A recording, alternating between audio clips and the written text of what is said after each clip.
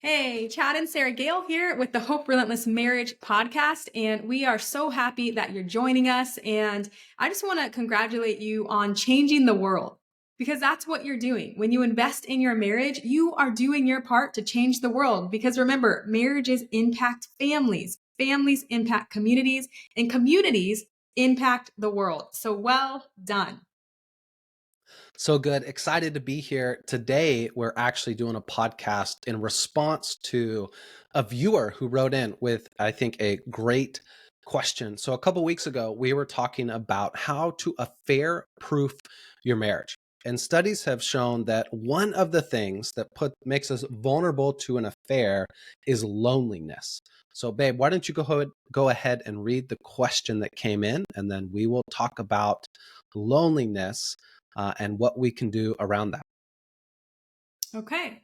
So the writer wrote, So I've been listening to your podcast and they're amazing. Thank you so much. And then he says, Thank you so much. And then next he says, Can I ask for some additional information when you do your next podcast on how to affair proof your marriage? You guys brought up the greatest point of being lonely and loneliness. Could you do a podcast on how to fight being lonely in your marriage? Well, we certainly can, and we certainly are. So that is exactly what this podcast is about. Chad, do you want to start us off? Yeah, so I'll maybe introduce kind of the kind of an overview of some of the things that we're going to talk about, and then we'll jump into the details of loneliness. So when I think about kind of any area of my life as it relates to marriage, there's kind of two dynamics. What can I do personally? What does it look like for me to take ownership over a certain area of my life? And then can I begin to do that? But then what you talked about, we are in a relationship with another person, our marriage. So whatever I am or am not dealing with impacts my spouse. So the first part is, what can I do personally? And then the second part is, what can we do together? So that's kind of the two different paths that we're going to talk about as it relates to loneliness. But then I also want to create kind of this new structure for how we can formulate things. And that is like pre, during, and post. So kind of this dynamic of taking ownership and personal responsibility, but what can I do before I'm feeling loneliness? Then how can I strategize or put together a plan that in the midst of feeling lonely, what can I do? And then after loneliness. So these are kind of some of the different just overview of how we're going to look at this particular topic of loneliness, because this is a great question. You know, if you hear how to affair proof your marriage, and I think in that particular episode, we were talking about the importance of boundaries in relationship, boundaries with people of the opposite sex. But if loneliness makes us more vulnerable, well, then what do we do around that? So I'm excited for this question. And so let's go ahead and jump in and start talking about it. All right. So I like your format there. And I want to start with the pre area that you were talking about, because I think before we become lonely, there are some things that sometimes can lead us to loneliness. And so one of those things is expectations. When it comes to our expectations of how we should be feeling, of how our marriage should be going, and I do this, should, I do air quotes, if any can't see me, but air quotes of should. Whenever we use the word should, it creates just an unrealistic ideal of whatever is on the other end of the should. And it also can create condemnation and disappointment and discouragement. And so when it comes to expectations about what our marriage should look like, how we should be enjoying ourselves, it's something to be aware of. And that's that awareness, because if we are living our day to day with our spouse and we're thinking that we should be living, in a way that our favorite TV show is, we're thinking that our spouse should be talking to us the way one of our favorite TV show characters talks, and they should look the way they look, then that's going to really set us up to feel disconnected from our spouse and feel discontent. Yeah, so that's good. So I think one of the things is looking at, is there comparison that is generating the loneliness? Are we Mhm. comparing our current situation to some fantasy, some mythical circumstance or situation? Because having a more realistic expectations or perspective might minimize some of the loneliness by itself. I think the other Mhm. thing is kind of in this pre is self-awareness. Certain personalities are going to be more predisposed to battling with loneliness than other personalities. And so That's good. if somebody's like, "Hey, that's me. Loneliness is something that I experience on a regular basis," then that awareness alone is great. It allows you to identify a situation that you're going to have to manage and be prepared for. And so then as we put together a plan, you know you're putting together a plan that is meaningful and is going to add value specifically to your life. And so just that self-awareness can be incredibly powerful. I think as people in general, we will all experience moments of loneliness. Mhm. And I think sometimes we can put labels on ourselves or condemnation beyond what an initial moment is. So loneliness is simply like an alarm or a siren. It's almost like a timer going off. It's a warning of, hey, you have these feelings. And then it's more about how do we respond? Can we respond in a way that helps us feel connected, reminds us that we are not lonely or that we are not isolated, ways that we can remind that we are loved and valued. And so if we can view the loneliness more as a signal of, hey, let's be intentional about connecting, Mhm. then right there that it can kind of shift once again that expectation or that perspective, as opposed to, oh, there's something wrong with me, I'm struggling with loneliness again, why do I do this? That doesn't help, right? Yeah. And I was just thinking, Chad, when you were talking about certain personalities might be more predisposed to loneliness, I think that that makes a lot of sense. Even thinking of our marriage, your personality is more of an independent one. And so you are fine just being by yourself doing things, whereas I want to do things together. I want to do everything together. And when we're not doing things together, then I can feel more susceptible to feeling lonely. And so I think, like you said, that awareness as far as, hey, this is what I acclimate towards. Is I like acclimating towards my husband. I like having him involved in everything. And just because he's not does not mean that he's rejecting me. It just means that we're different. And I talk about this with my couples as far as you're two different people. And I think sometimes the perception that we have of our spouse also influences the feeling of loneliness, because we might think they don't want to be with us or they don't love me as much as I love them, where that's just not true. They're different. And that is the thing that I want to encourage us to recognize. And so just kind of going into the during, when we are lonely, and you mentioned that, I think you hit on that as far as the siren. Like, so there's a siren that goes off and you hopefully you recognize, okay, I am lonely. And so I think when you're in a season of loneliness, it is recognizing it, but it's not sweeping it under the rug. It's not having this mentality of woe is me, there's nothing I can do about it, and this defeated mentality. It's not about that. I think it's important when you're feeling loneliness that yes, you're aware that you're feeling it, but then you figure out, okay, well, so what are my next steps forward? I'm feeling this way. I acknowledge that, but how am I going to get out of this? And part of that is what is actually causing the loneliness, because there are many different things that can be causing the loneliness. So it's getting that awareness of what.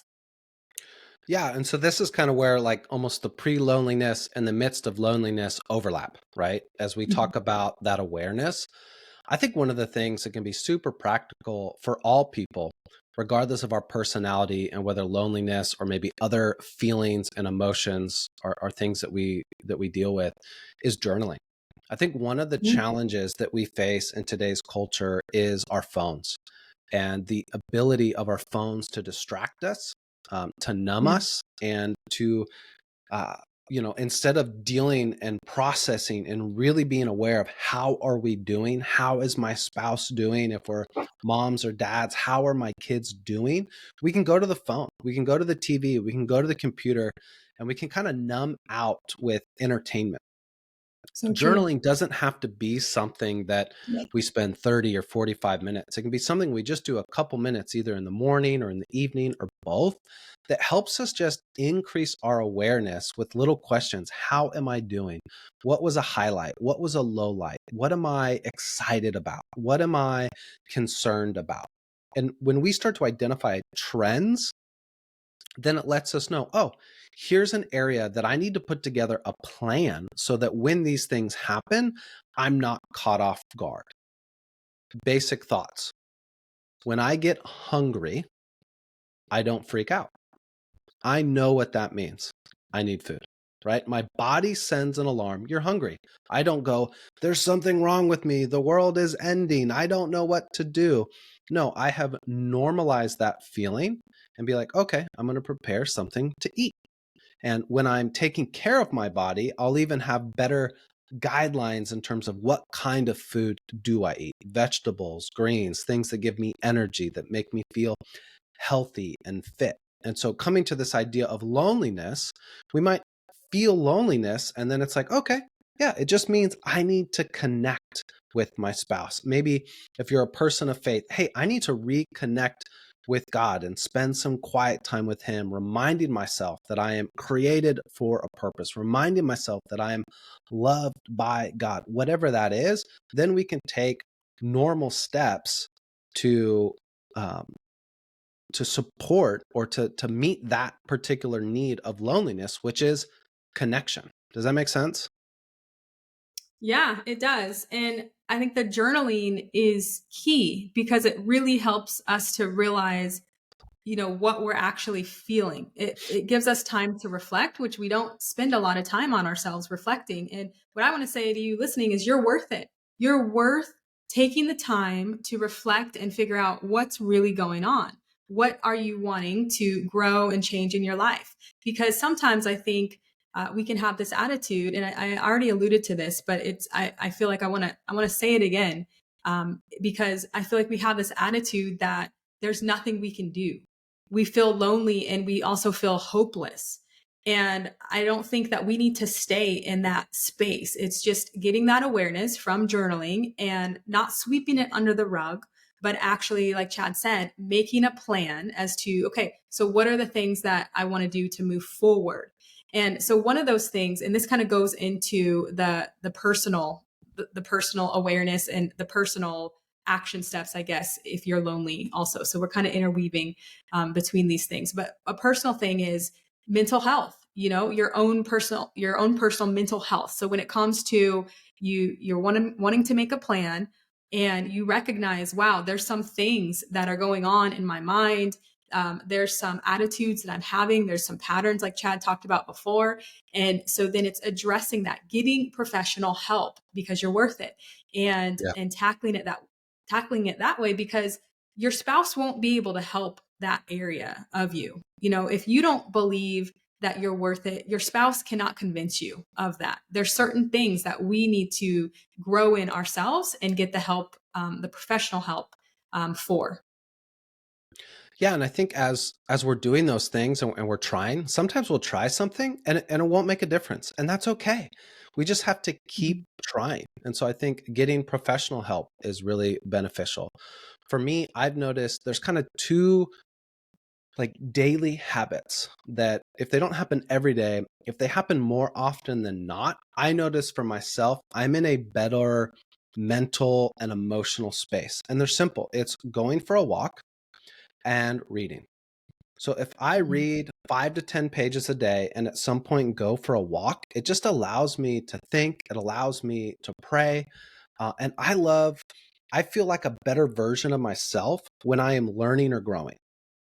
And so those are things for me I've noticed. Last week, I was sick. I wasn't feeling well. So I wasn't reading and I wasn't walking because I felt like crap. And just the last couple days, I got back to reading and got back to walking in the morning. And it changes my energy. And so for somebody who's dealing with loneliness, there might be some simple daily things that take 5, 10 minutes that just kind of change the perspective and get the energy going, get the connection going, get the motivation and build momentum. but it takes some exploration. And that's where it takes personal responsibility and intentionality. If I'm dealing with loneliness, what can I do to learn and to grow and to explore?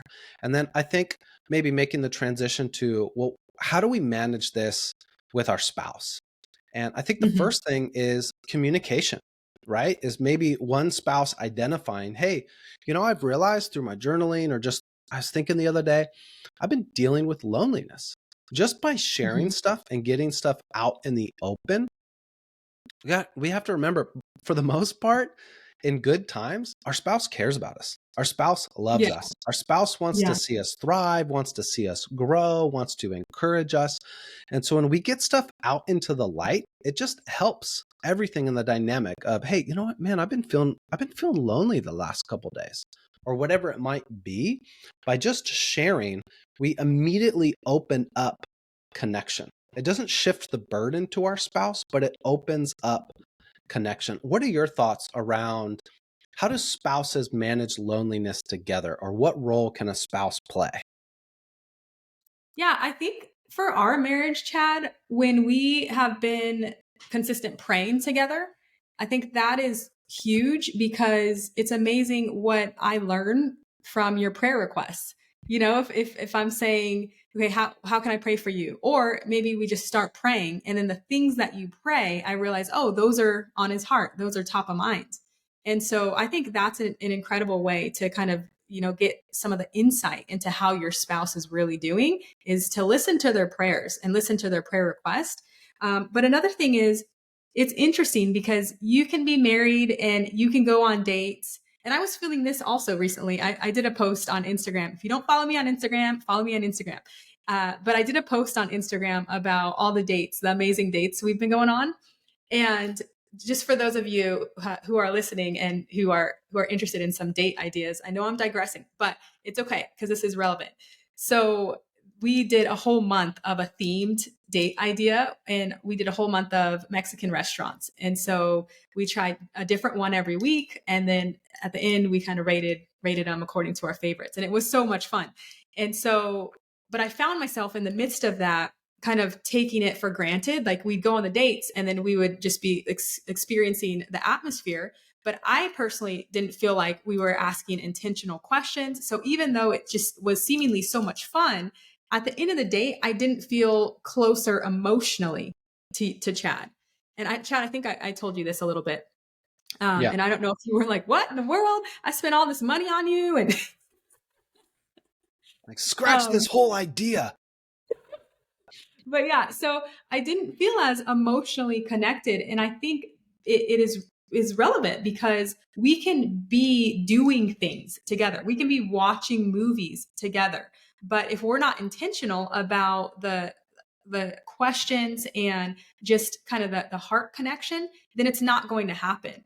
People are married for a very long time and never know the deep yearnings of their spouse's hearts because they never ask. I mean, think Yeah. about it. We have kids, we have all these things. When is there time for me to really ask, Chad, how's your heart doing? How are you really doing? What are you anxious about? What are you excited about? That doesn't happen if we're not intentional to ask those specific questions.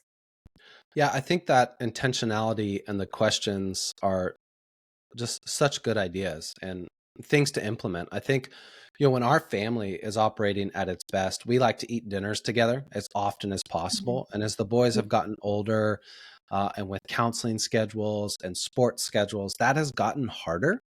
But just Mhm. simple questions around what was your high or what was your low, or what are you excited about? Is there anything you're nervous or anxious about? You mentioned the praying. Sometimes the kids pray for something or you pray for something, and I had no idea. And all of a sudden in a prayer, it lets you know what somebody's excited about, what they're nervous or anxious about.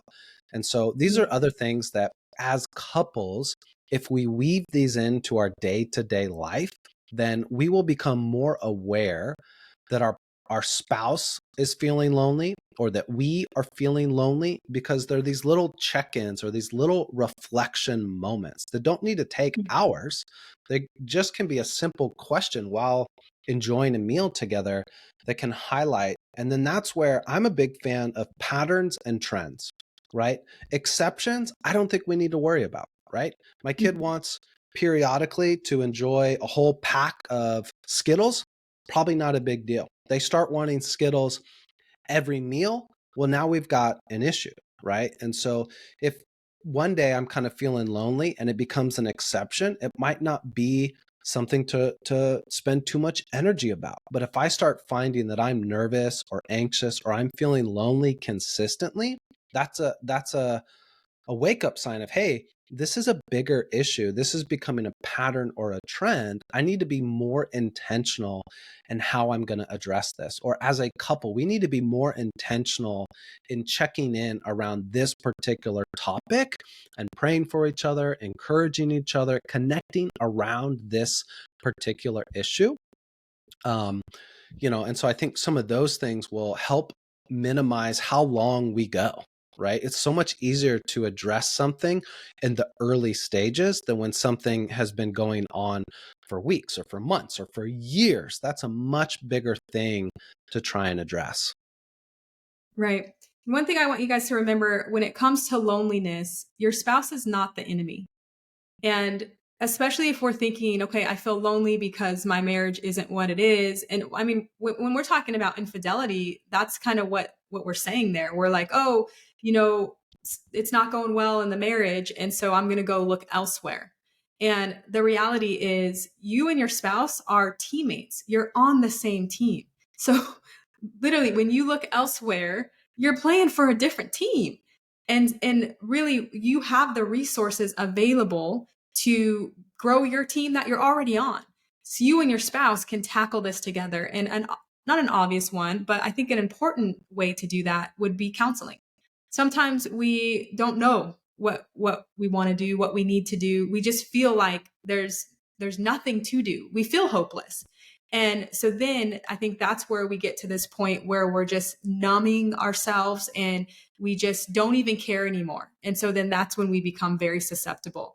And I think we want to make sure that we are being aware, right? We're checking our expectations and we're doing all these things before we get to that point. Because when we get to that point, a lot of times our heart is hardened because this has gone on for so long. And so this is why we're having this conversation now with you guys. And I'm hopeful that if you're starting to feel any of that semblance of loneliness and hardening, that you seek help immediately, because it's going to get worse if you don't address it. If you sweep it under the rug, this is what I say, it just creates bumpy rugs.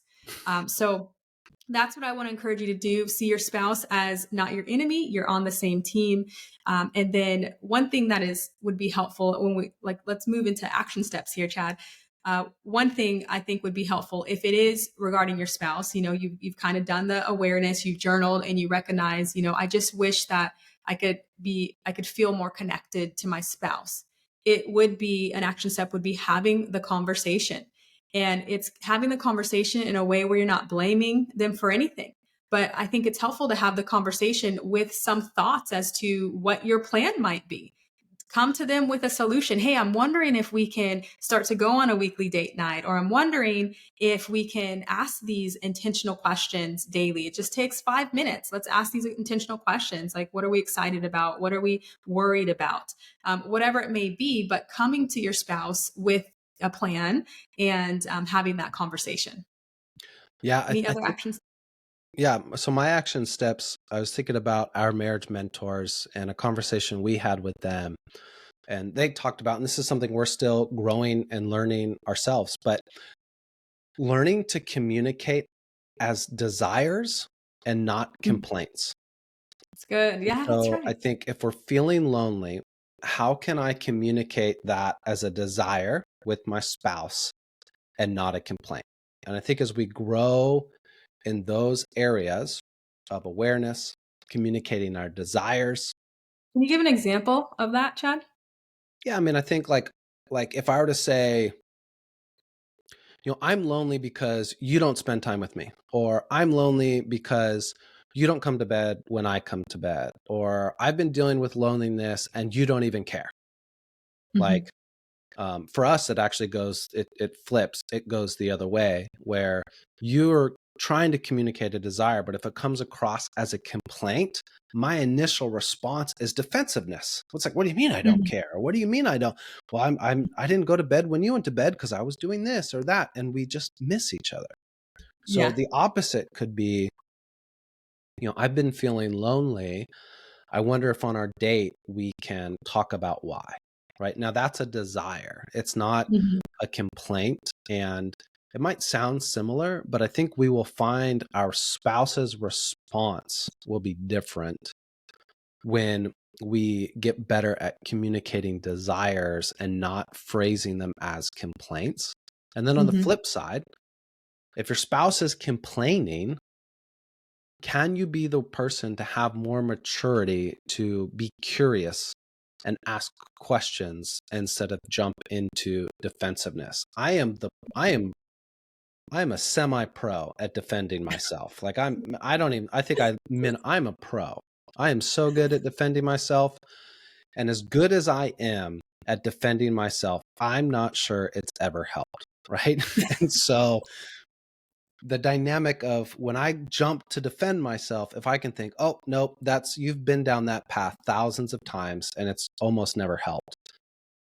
So I think that would be my action step of communicate in terms of desires and not complaints. And when your spouse complains, can you try and be more curious to ask questions? And I think that can unlock a new level of communication.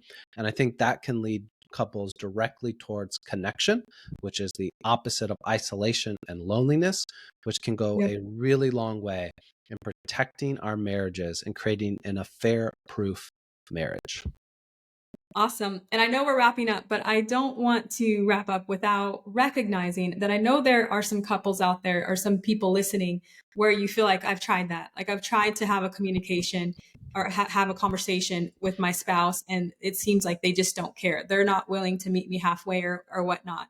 And I think changing the complaints to a desire, I think that's something you could try. Most of us will say a complaint or will think we're, you know, asking for support in an area, but really it is coming off as blame. So it's really thinking about how are you starting these conversations? Are you accusing of something? Or are you offering a safe atmosphere for a conversation to happen and just expressing your desires, taking ownership for how you are feeling? So I think that's one thing. But another thing is, if your spouse isn't in a place where they're able to hear you, then I would just recommend going back to the initial things we talked about, that self growth, that checking your own mental health and, growing in areas that you can grow in, praying. If they're not going to pray with you, pray for them, pray that you can have that marriage that you can feel emotionally connected with your spouse on. And a lot of times, even when we're praying, our hearts start to change, our perspectives, our mindset starts to change, because at the end of the day, we can change the scenario or situation, which in this case, where we can't change our spouse, they need to do that for themselves, or we can change our perspective on it and our mentality and look at it a different way. And so that's what I want to encourage you in. I know it's hard, but it's one of those things where you're worth it. And also your marriage is worth it. And there's always hope for breakthrough. You never know. Today could be the day of breakthrough. You never know. So just hang on to that hope. Yeah, I think that's really good. I think hopefully that can guide people down this path a little bit more of exploring loneliness and being proactive and intentional in protecting and growing their marriage. Because, like you always say, it is worth it. Their marriage is worth it. All right. Well, we're with you guys. And if you have any feedback for us, if you have a question that you'd like us to talk about on the podcast, please write in. You can email me. My email is Sarah with an H, Gayle, Gayle, at hoperelentless.com. We would love to hear what you would like us to talk about. And until next time, remember, there is always, always hope.